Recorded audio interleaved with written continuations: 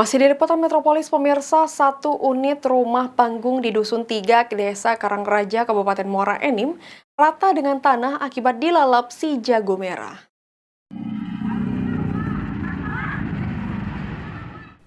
Satu unit rumah panggung di Dusun 3, Desa Karangraja, Kabupaten Muara Enim, rata dengan tanah akibat dilalap si jago merah. Kejadian kebakaran terjadi pukul 19.10 waktu Indonesia Barat. Diduga api berasal dari kamar yang berada di depan dekat ruang tamu. Api yang berkobar langsung cepat menjalar ke bagian rumah lainnya karena bagian bangun rumah terbuat dari kayu.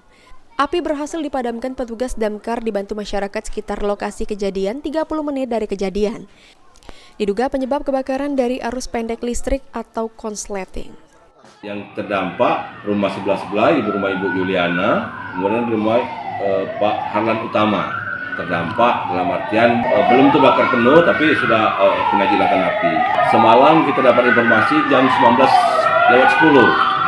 Begitu dapat informasi, petugas langsung berangkat dengan kekuatan 3 mobil. Tidak ada korban jiwa dalam kejadian ini. Selanjutnya pihak kepolisian masih melakukan pemeriksaan terhadap saksi-saksi guna mengetahui penyebab pasti kejadian. Mardiansyah, PAL TV.